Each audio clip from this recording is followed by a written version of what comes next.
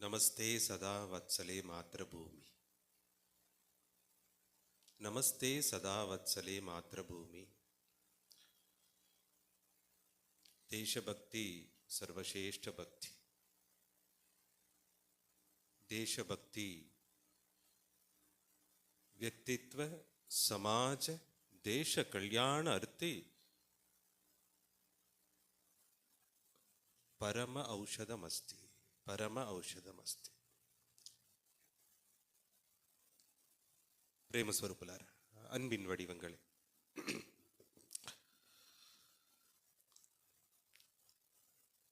எல்லோருக்கும் இனிய சுதந்திர தின வாழ்த்துக்கள்.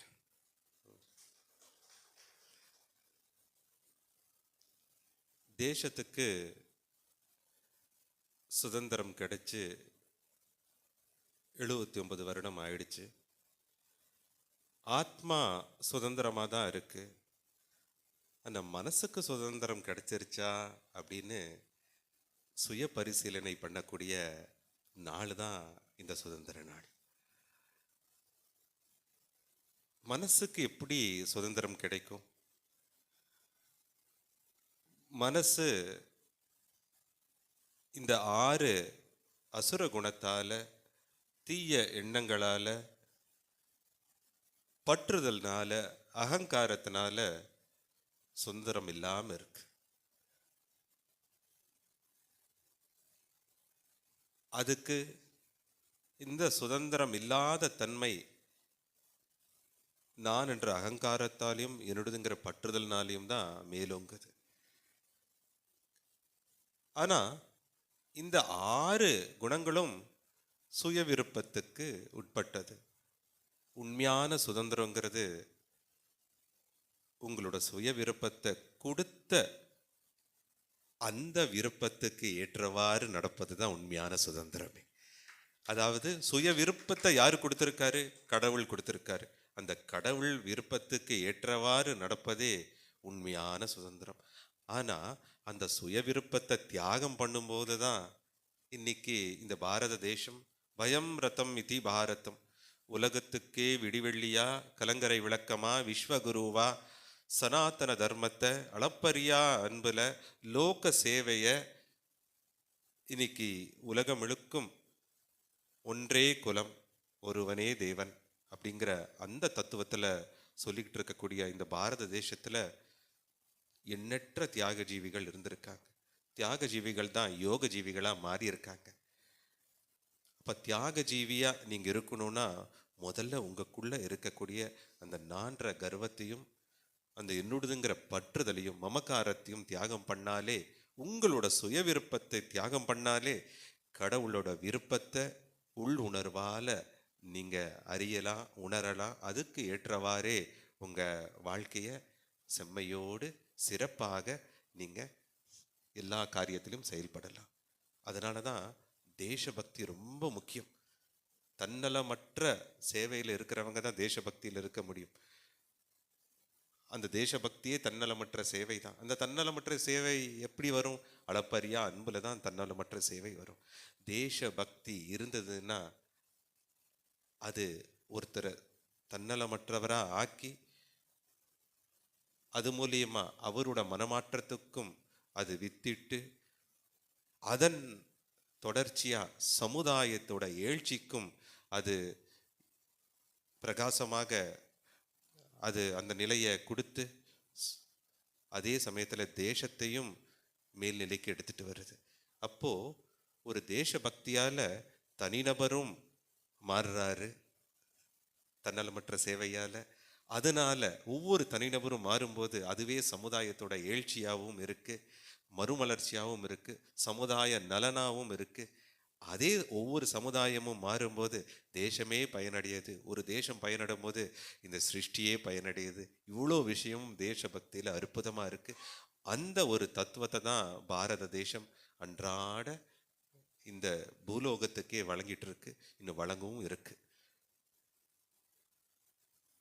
அப்பேற்பட்ட புண்ணிய பூமியா யோக பூமியா இருக்கக்கூடிய பாரத தேசத்தை, என் தாய் மண்ணை நான் தலை வணங்குறேன். நான் தன்யனா இருக்கேன். ஏன்னா இப்பேற்பட்ட ஒரு புண்ணிய பூமியான பாரத தேசத்துல எனக்கு பிறப்பு கிடைச்சிருக்கு.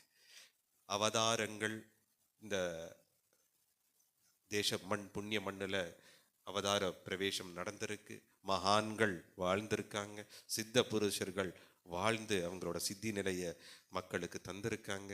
கடவுளே மனித வடிவில் வரக்கூடிய அந்த புண்ணிய தேசம்தான் நம்மளோட பாரத தேசம்.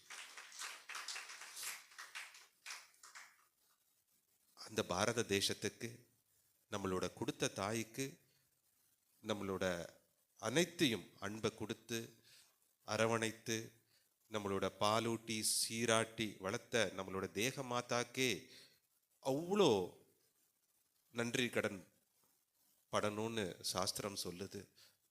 தர்மசாஸ்திரமும் அதையே விளக்குது. அந்த நிலையில் இருக்கும்போது தேக மாதாவிட ஒரு படி வசதியா தேச மாதா இருக்காங்க. இன்னைக்கு பாரத மாதா ஒவ்வொருத்தரையும் அரவணைச்சு எல்லாத்தையும் தன்னோட மாத்திரு வாத்சல்யத்தால இன்னைக்கு ஒவ்வொருத்தருக்கும் அந்த அன்பை ஒவ்வொருத்தருக்குள்ளேயும் விதைச்சிருக்காங்க.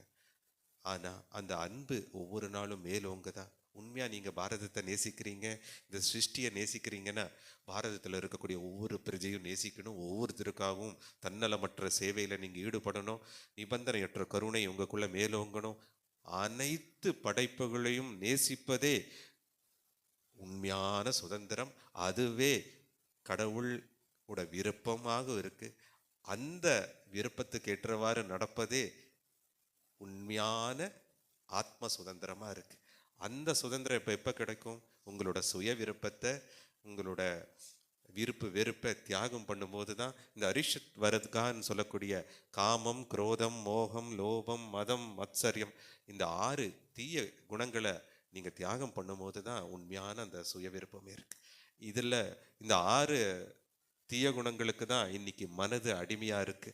மனது அதுக்கு அடிமையாதனால தேகமும் பற்றுதல்னால தேகிங்கிற ஆத்மாவை உணராம திரும்ப திரும்ப பந்தத்துக்கும் பாசத்துக்கும் பற்றுதல்ல இருந்து பற்றின்மைய உணராம சுதந்திரம் இல்லாத நிலையில இருக்கு.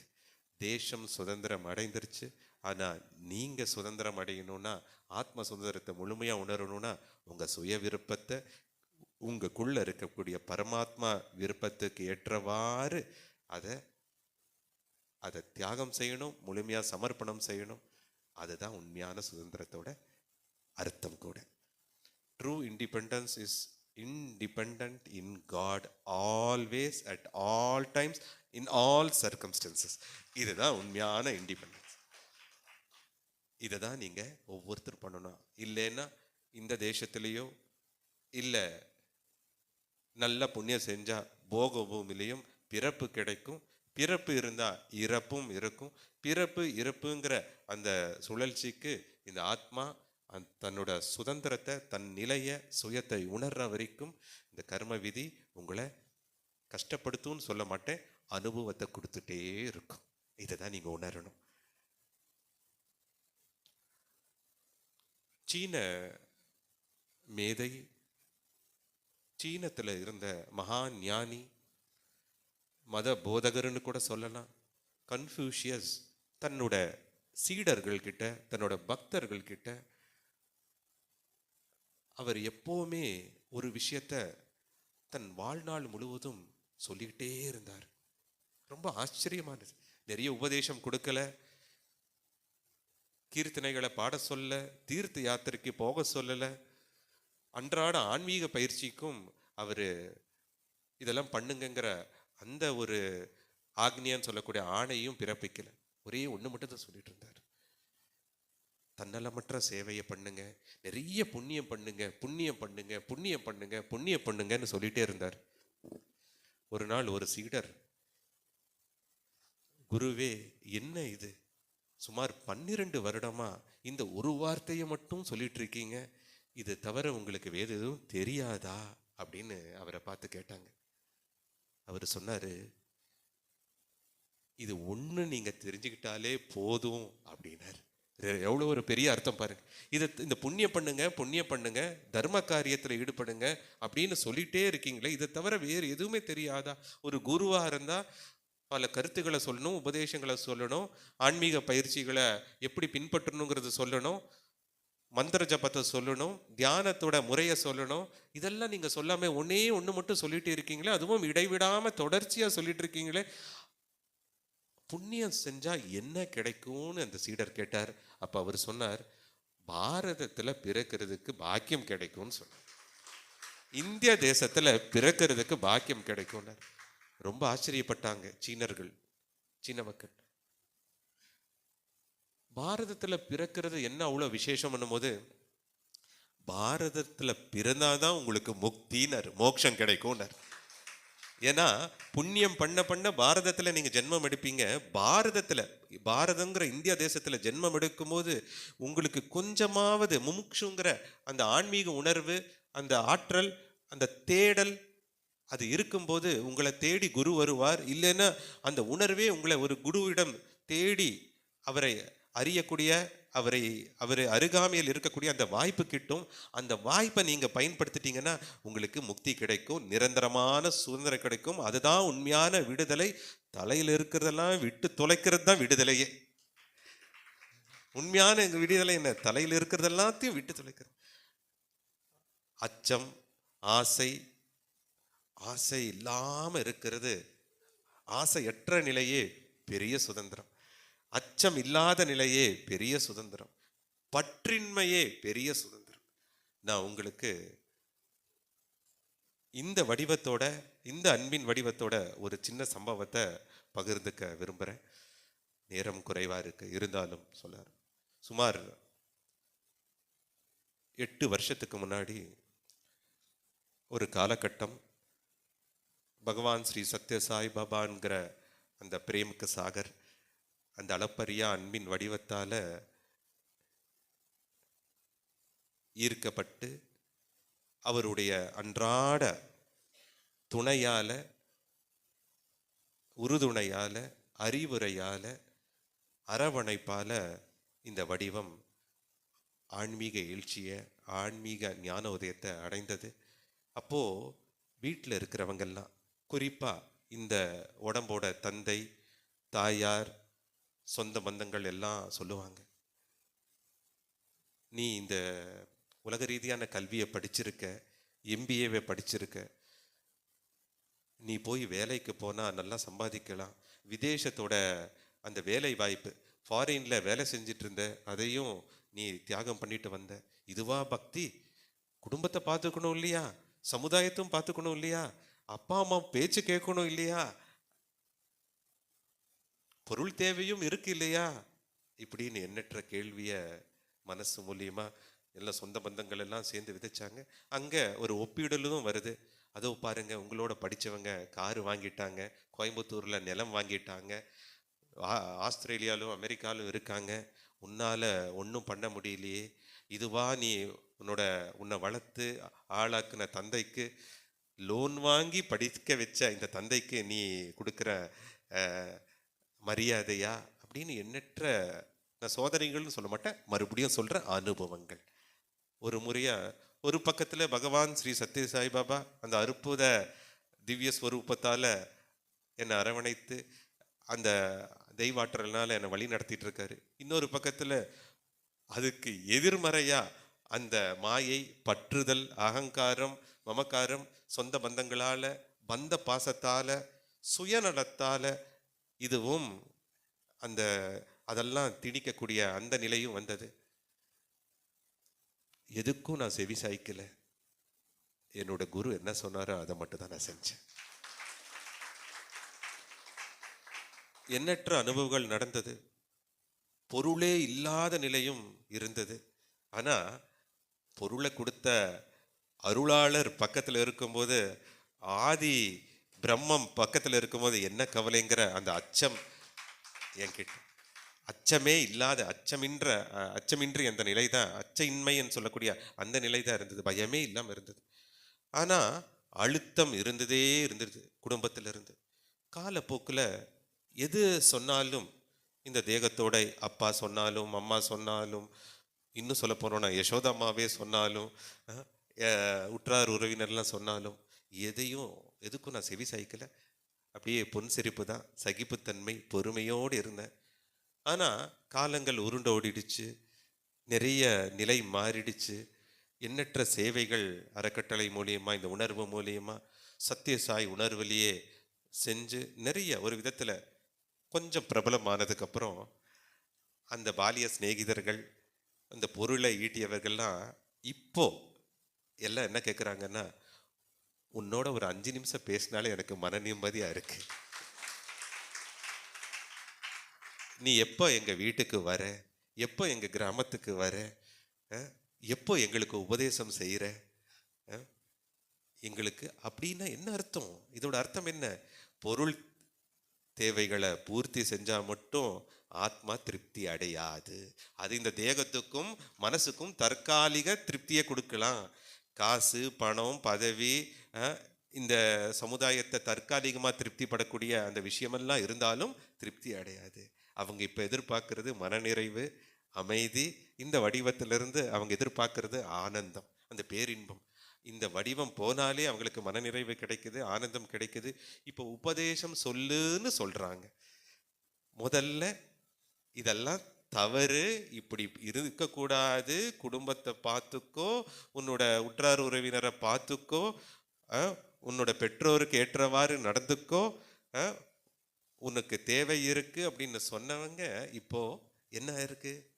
இப்போ ஒரு 5 நிமிஷம் என்கிட்ட வந்துட்டு போறியா, என்னோட கிராமத்துக்கு வரியா, என் வீட்டுக்கு வரியா, ஒரு அறிவுரையை சொல்றியா, ஏதோ உபதேசத்தை சொல்லு, நாங்களும் வாழ்க்கையில உங்க நிலையை நாங்க அடையணுங்கிற அந்த இதுல என்னோட சிநேகிதர்களும், இன்னும் சொல்ல போனோம்னா சகோதரர்களும், குடும்ப இந்த தேகத்தோட இந்த ஆத்மா பரமாத்மானும் போது அண்ட பிரம்மாண்டமே என்னோட குடும்பம் தான், பிரபஞ்சமே என்னோட குடும்பம் தான், எல்லாமே என்னோட குடும்பம் தான். ஆனா இந்த தேகத்துல, இந்த பிறவியில, இந்த அவதார காலகட்டத்தில் இருக்கக்கூடிய குடும்ப உறுப்பினர்களோட மாற்றம். அப்போ என்ன? பொருள் தேவை எதையும் பூர்த்தி செய்யல. அதனாலதான் அருளாளர்கிட்ட அருள் இருக்கிற இடத்துக்கு வராங்க. இதுதானே சத்தியம், இதுதானே சுதந்திரம். இன்னைக்கு அதுதான் உணர்வு. அவங்களுக்கு அந்த பொருள், அந்த பணம், அவங்களோட உத்தியோகம், அதெல்லாம் அவங்களுக்கு திருப்தி அடைச்சிருந்ததுன்னா, திருப்தி அதில் கிடைச்சிருந்ததுன்னா, அந்த அந்த மனநிறைவு அதில் இருந்ததுன்னா, ஏன் என்ன தேடி வராங்க? ஏன் என்ன கூப்பிடுறாங்க? ஏன் என்னோட தர்ஷனத்துக்கும் சம்பாஷணத்துக்கும் ஏங்குறாங்க? இதுதான் சத்தியம். தியாகமே உங்களுக்கு அமிர்தத்துவ நிலையை உணர்த்தும். தியாகத்தால தான் இந்த தேசம், தியாகிகளால தான் இந்த தேசம். அந்த தியாகிகளால் தான் இன்னைக்கு இந்த 79வது ஆண்டு சுதந்திர தினத்தை கொண்டாடுறோம். நீங்களும் உங்களோட அகங்காரத்தையும் மமகாரத்தையும் தியாகம் செய்தா நீங்களும் சாக்ஷாத் பரபிரம்மே, நீங்களும் கடவுள் தான். அதை உணரலாம். அதுக்கு உங்களுக்கு சுதந்திரமா செயல்பட அந்த சுதந்திரத்தை கொடுத்தவரை நீங்க உணர்றது தான் உண்மையான சுதந்திரம். அந்த சுய விருப்பத்தை நீங்க தியாகம் பண்ணும்போது தான் இவ்வளவு சுதந்திரமா அந்த சுய விருப்பத்தை கொடுத்துருக்காரு. அவரோட விருப்பத்துக்கு அதுலயே இவ்வளவு சுதந்திரம் இருக்குன்னா, என் மனசு நினைச்சபடி நான் எல்லா விஷயத்தையும் நான் செய்யறேன்னா, அது அறியாமையில செய்யக்கூடிய தப்பான காரியமாகட்டும், இல்லை ஞானத்துல தெய்வீக அறிவில் செய்யக்கூடிய நற்காரியங்களும் சத்கர்மங்களாகட்டும், அதுலேயே அவ்வளோ ஆனந்தம் கிடைக்கும் போது, அந்த சுய விருப்பம் சுதந்திரத்தை கொடுக்கும்போது, அந்த சுய விருப்பத்தை கொடுத்தவருக்கு நான் இந்த சுய விருப்பத்தையே காணிக்கையா தியாகமா சமர்ப்பணம் பண்ணும்போது, அந்த கடவுளோட விருப்பத்துக்கு ஏற்றவாறு நடக்கும்போது, அதுதான் நிலையான சுதந்திரம், அதுதான் நிரந்தரமான சுதந்திரம். அதை தான் ஒவ்வொருத்தரும் உணரணும். அதை தான் என்னோட பிரிய சுந்தர் பங்காரு அற்புதமா விளக்குனார். உண்மையான சுதந்திரங்கிறது உன் இஷ்டம் என் இஷ்டம், அதுக்கப்புறம் எங்க கஷ்டம், அது உணர்றதுக்கு தான் இஷ்டம் வேணும். அதுதான் அந்த நிலையில தான் நீங்க ஒவ்வொருத்தரும் இருக்கணும். இதுதான் உண்மையா கிருஷ்ண பாவம் கூட. கிருஷ்ண பாவம்ங்கிறத உங்களோட சுய பிரதிபலிப்பையே கிருஷ்ண உணர்வுங்கிறது தான். கிருஷ்ணா அந்த கிருஷ்ணா கான்சியஸ்னஸ்ல சுய உணர்வுல அந்த அவளோட சுயத்தையே எல்லா இடத்துலையும் பார்த்தார். விருப்பு வெறுப்பே இருக்காது. ஒருத்தருக்கு தண்டனை கொடுத்தாலும் என்னோட இன்னொரு வடிவத்துக்கு தான் தண்டனையை கொடுக்குறேன். அசுர குணத்துல இருக்காங்க, தமோ குணத்துல இருக்காங்க, அப்படிங்கிற ஆத்மாக்கு அழிவில்லை. ஆனா எல்லா ஆத்மாக்கும் இந்த ஆத்மாவால உபத்திரம் வரும்போது ரக்ஷகனா, பக்த சம்ரக்ஷகனா என்னை காப்பா, என்னோட வடிவத்தை நான் மேல்நிலைப்படுத்தி பக்தியோட சக்தியை உணர்த்துறதுக்காக தான் அந்த அசுர வதமும் நடந்தது, பக்த சம்ரக்ஷணமும் நடந்து, அதுவே சத்திய போதகம், அதுவே சிஷ்ட ரக்ஷணம், அதுவே துஷ்ட சிக்ஷணம். இது எல்லாமே எதுக்கு? உண்மையா சுய விருப்பத்தை தியாகம் பண்றதுக்கு தான். சுய விருப்பத்தை தியாகம் பண்ணுங்க, உண்மையான சுதந்திர நிலையில இருங்க. இதுதான் ஸ்வ தன் தரா. தரா அப்படின்னா கடந்து போகிறதுன்னு அர்த்தம். தன்னுங்கும் போது இந்த உடம்பை கடந்து, மண்ங்கிற மனசை கடந்து, ஆத்மா ஜீவாத்மா பரமாத்மாவோட அங்கம்ங்கிற அந்த கட்டுப்பாட்டையும் கடந்து நீங்க தெய்வ நிலைய பரமாத்மா பாவத்துல அந்த உச்சபட்ச ஒப்புயர்வற்ற இந்த தெய்வீக ஆளுமையில நீங்க இருக்கணும். இதுதான் உண்மையான சுதந்திரம். இந்த பூலோகத்துக்கு வந்த கடமை என்ன? தன்னலமின்றி நீங்க செயலை ஆற்றணும், எந்த பலனையும் எதிர்பார்க்காம செயல்களை செய்யணும். இதுதான் உண்மையான கடமை. கடமையை செய், பலனை எதிர்பார்க்காதே. கண்ணியம்ங்கிறது என்ன? நீங்க உங்களோட இந்த சுய விருப்பத்தை தியாகம் பண்ணும்போதே உங்களுக்கு கண்ணியம் வந்துடும். அந்த கண்ணியம் வரும்போதே கட்டுப்பாடும் வந்துடும். அந்த கட்டுப்பாடுல இருக்கும்போதே உங்களுக்கு எல்லாமே கட்டுப்பட்டுருவாங்க. ஆக்கர்ஷணம் கர்ஷ்யதி இதி கிருஷ்ணா, கர்ஷ்யதி இதி கிருஷ்ணா அப்படின்னா அந்த அந்த அளப்பரிய அன்புல இருக்கும்போது எல்லாமே ஈர்க்கப்படுவார்கள். காந்தத்தை தேடி இரும்பு துண்டு போற மாதிரி எல்லாமே அந்த அன்பால ஈர்க்கப்படுவார்கள். அதுதான் ஒரு விதத்துல கிருஷ்ணாமிரத ஹால்ல இந்த சாய் கிருஷ்ண மூலியமாவும் லீலை மூலியமும் அதுதான் நடந்துட்டு இருக்கு. அந்த அன்பு தான் ஈர்க்கும். அதுதான் நீங்க ஒவ்வொருத்தரும். இதுதான் உண்மையான கடமை, கண்ணியம், கட்டுப்பாடு. கடமை, கண்ணியம், கட்டுப்பாடுங்கிறது இதுதான். மூணுமே உங்களை சுதந்திர நிலையில வைக்கிறதுக்காக தான், ஆத்ம சுதந்திரத்தை கொடுக்கறதுக்காக தான், நித்திய முக்தங்கிற அந்த நிலையை உணர வைக்கிறதுக்காக தான். ரொம்ப சந்தோஷம், மற்றற்ற மகிழ்ச்சி.